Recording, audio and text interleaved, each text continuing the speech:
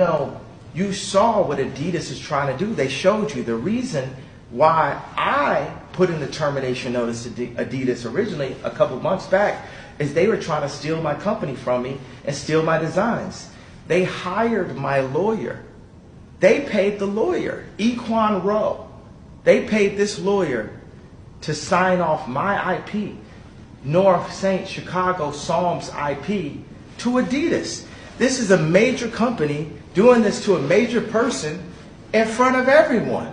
So what happens behind closed doors?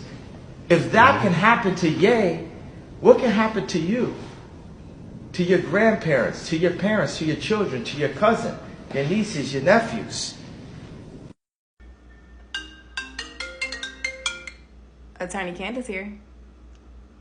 What? Oh, you want me to sue someone for fraud, breach of fiduciary duty, conversion, theft, and civil conspiracy? Oh, just send a retainer over. Well, what do we have here? Listen, if everything Ye is saying in his video is true, then some tails need to be dragged into court and some whoopings need to be put on them. You understand? So in this case, you know, I hate that happened to him. But, you know, all of those claims that I just mentioned at the start of this video, he can file a lawsuit for those. At the same time, I will have the court issue, you know, or I petition the court to issue an emergency temporary injunction stopping all transfers, sales, or from Adidas to be able to have any authority over his IP throughout the pendency of this lawsuit. So they can't make any transactions on his behalf or anything, to stop everything in its tracks.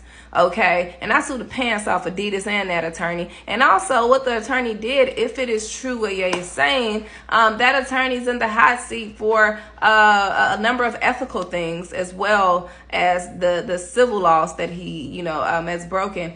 From an ethical standpoint, attorneys have a duty to make sure they're not conflicting between clients. So if the attorney represented Ye on the Adidas deal and then turned around behind Ye's back and represented Adidas against Ye, that's a strong conflict of interest, and it goes against our ethical rules. On top of that, you know, there's a strong breach of fiduciary duty here, okay? So when you hire an attorney, you trust that attorney with your paperwork and your documents, your intellectual property, whatever. So that is a strong breach of fiduciary duty for the attorney to do what the attorney is alleged to have done. So be safe out there.